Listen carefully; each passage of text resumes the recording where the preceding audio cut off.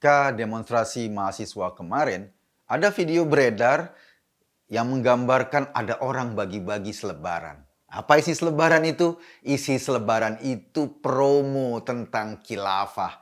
Promo tentang sebuah sistem pemerintahan yang kata mereka bisa menyelesaikan segala masalah. Kelompok-kelompok pengusung khilafah ini udah lama ada di Indonesia. Cokolnya sudah beredar di masyarakat, memprovokasi masyarakat di mana-mana.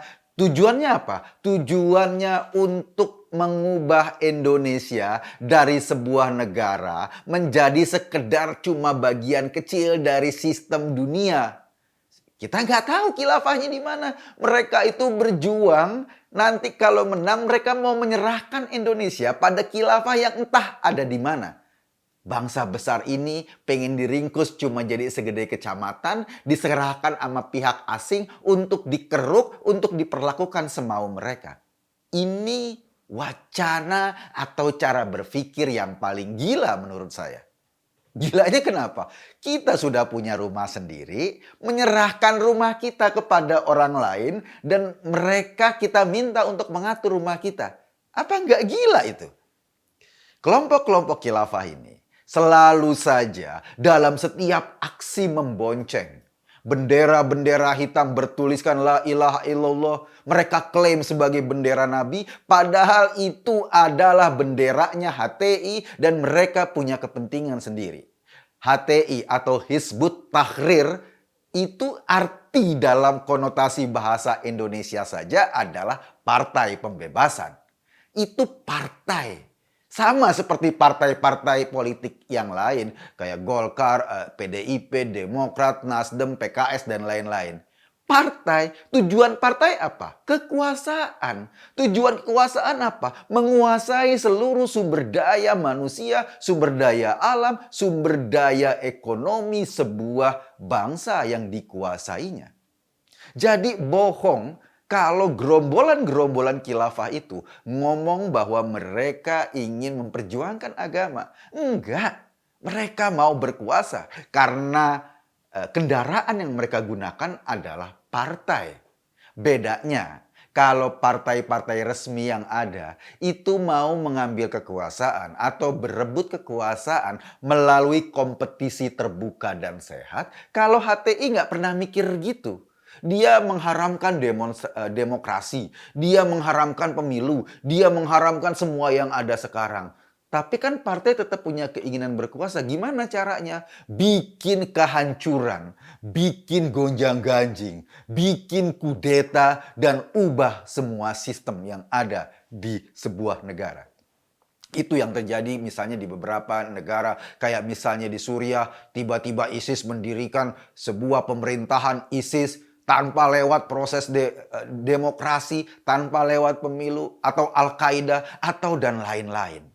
Kelompok-kelompok ini seolah-olah menawarkan bahwa kalau ada masalah pada sebuah daerah, maka mengaculah pada sistem khilafah. Karena cuma dengan khilafah keadilan bisa ditegakkan. Halo, dulu juga banyak sistem khilafah. Ada khilafah Utsmani, Abbasiyah, Muawiyah, dan lain-lain. Tapi kenapa mereka bertumbangan, berguguran? Karena memang barangkali sistemnya belum matang.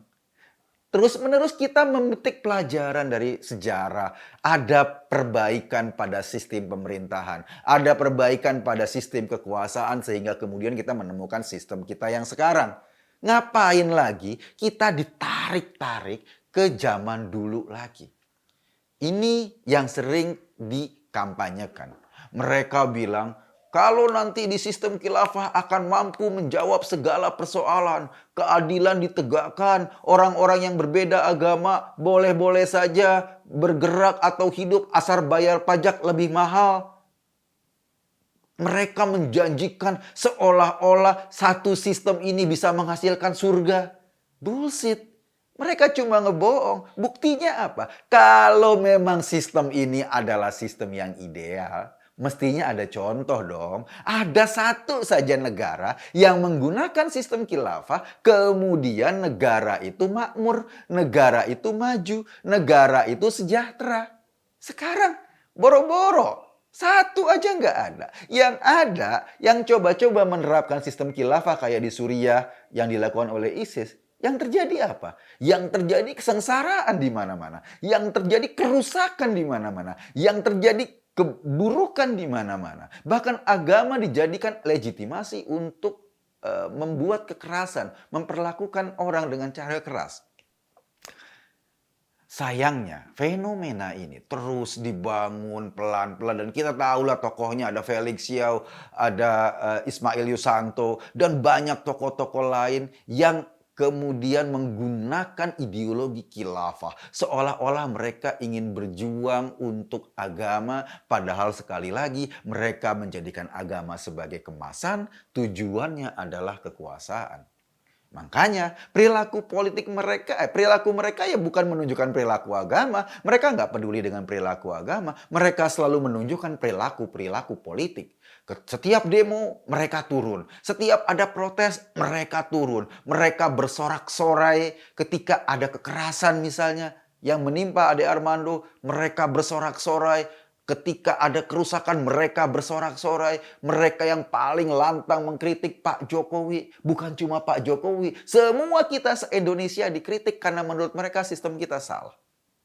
Yang aneh masih ada mahasiswa masyarakat yang mau bergabung dengan gerombolan ini.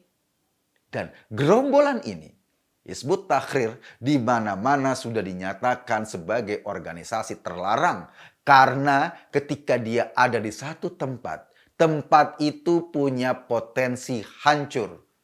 Saudi ngelarang, Turki ngelarang, Malaysia ngelarang, semua negara atau banyak negara melarang Hizbut Tahrir tampil. Melarang berkibarnya bendera-bendera hitam yang memanipulasi tulisan La ilaha illallah yang mereka klaim sebagai benderanya Nabi. Bohong. Kenapa bohong? Karena target mereka bukan mau membela Nabi, target mereka mau mengambil kekuasaan. Karena mereka tidak mampu melewati sistem yang formal, beradu di pemilu yang sehat.